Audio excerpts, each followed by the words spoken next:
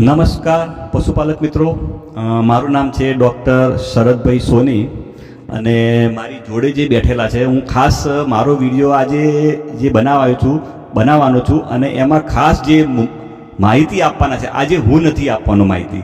આજે મુકેશભાઈ પટેલ છે, એ સાબરકાંઠાના ચોરીવાડ ગામના વતની છે અને પોતે મારી સાથે નોકરી પણ કરે છે અને સાથે સાથે પશુપાલન કરે છે અને પશુપાલનમાં ખૂબ જ પૈસા કમાય છે અને એમની પાસે પણ ખૂબ જ ગાયો રાખે છે અને એ ગાયો રાખે છે અને સાથે સાથે એ એટલું બધું પણ એમાં બહુ નફાકારક પશુપાલન કરે છે. તો મારે ઘણા બધા પશુપાલક મિત્રોના ફોન આવે છે કે સાહેબ, મારી ભેંસ ગાભણ છે, વિયાવામાં મહિનો બાકી છે, તો શું ખોરાક આપવો? તો જ્યારે મેં એમના ફાર્મની પણ મેં મુલાકાત લીધી ત્યારે મેં એમની જોયું તો એ જે ખોરાક આપે છે એ વિયાવાના 30 દિવસ બાકી હોય ગાભણ પશુને જે ખોરાક આપે છે અને પછી જે દૂધ ઉત્પાદન લે છે ને, જબરજસ્ત એમાં એ ખોરાક આપ્યા પછી જબરજસ્ત દૂધમાં અને ફેટમાં ખૂબ જ વધારો થાય છે. તો હવે આપણે બહુ સમય ન બગાડતા આપણે હું સીધું એમને જ આપું છું માઇક, અને એ જ્યારે પશુ ગાભણ હોય અને વિયાવાના 30 દિવસ બાકી હોય, મારી વાતને ધ્યાનથી સાંભળજો, વિયાવાનો મહિનો બાકી હોય ત્યારે જે ખોરાક આપે છે એ ખોરાક જો તમે આપશો તો ચોક્કસ તમને પણ એની અંદર દૂધમાં અને ફેટમાં વધારો થશે. તો હવે મારું માઇક મુકેશભાઈને આપું છું, તો એમની વાત તમે ધ્યાનથી સાંભળજો.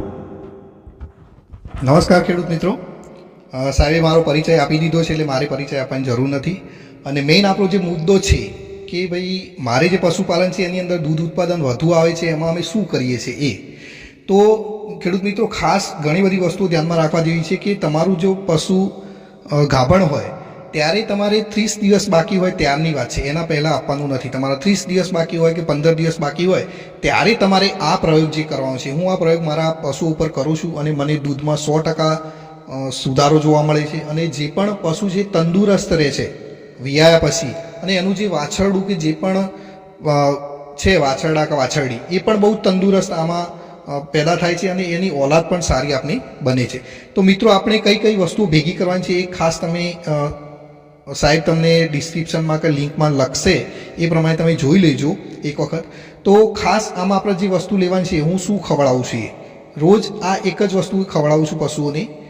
એમાં 2.5 કિલો તમારે ઘઉંનો ભરડો, એટલે ઘઉંનો આપણે જે લોટ નહીં પણ ભરડો, આપણે ફાડા, 2.5 કિલો તમારે ઘઉંના ભરડો લેવાનો છે. તમારે 50 ગ્રામ તારામીરા લેવાના છે. તારામીરા તમને કદાચ તમારા માટે નવા હશે, પણ તારામીરા એક રાજસ્થાનની પ્રોડક્ટ છે અને રાજસ્થાનમાંથી તમને કદાચ મળી જાય, કાં તો આપણા અહીંયા કોઈ લોકલ વેપારી જે હોય છે એમની જોડે પણ તારામીરા કદાચ મળી જશે. તારામીરા ના મળે તો વાંધો નહીં.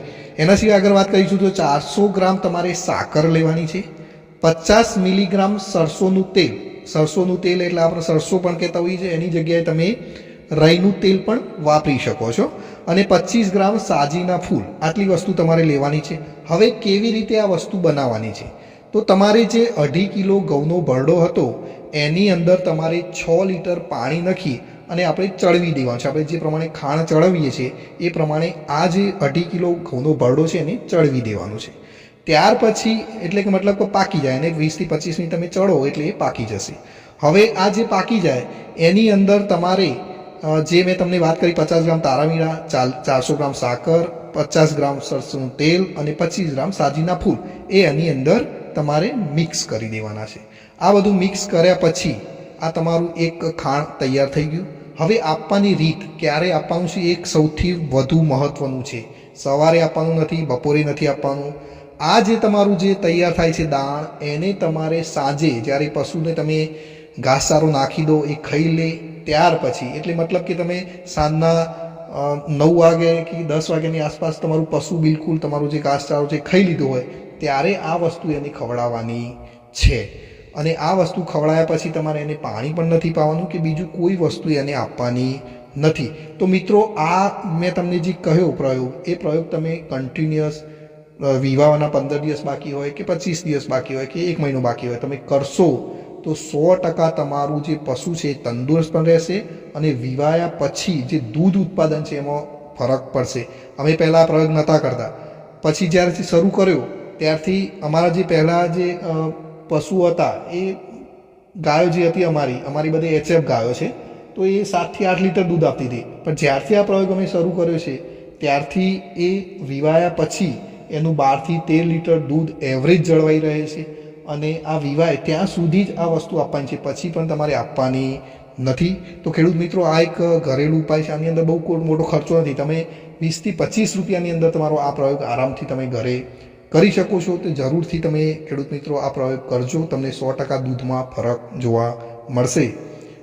અને આ માહિતી પણ બહુ સરસ છે, એટલે બીજા ખેડૂત મિત્રોને પણ તમે આપજો. આપણે ડૉક્ટર શરદભાઈ સોની સાહેબને આપીએ છીએ. હવે એમને જે તમને માહિતી આપી હશે એ તમને આપશે. તો ધન્યવાદ. હવે બીજું ખાસ તમને અગત્યનું કહેવું છે કે મુકેશભાઈ પણ એમને પોતાની યુટ્યુબ ચેનલ છે અને એની અંદર પણ આવા પશુપાલનના પણ બધા વિડીયો મૂકેલા છે. તો હું એની લિંક ડિસ્ક્રિપ્શનમાં આપીશ, તો તમે પણ એમની ચેનલમાંથી પણ બીજા ઘણા બધા એ પણ એમના ખેતીવાડીના, પશુપાલનના અને બીજા બહુ બધા વિડીયો છે. તો મને એ તમને આયુર્વેદિક દવા, આપણને પણ ઘરગથ્થુ આયુર્વેદિક દવાના પણ ઘણા બધા વિડીયો છે. તો તમે એમનું ચેનલને સબસ્ક્રાઈબ કરજો, તો પણ તમને એમાં સારા એવા વિડીયો જોવા મળશે. હું એની લિંક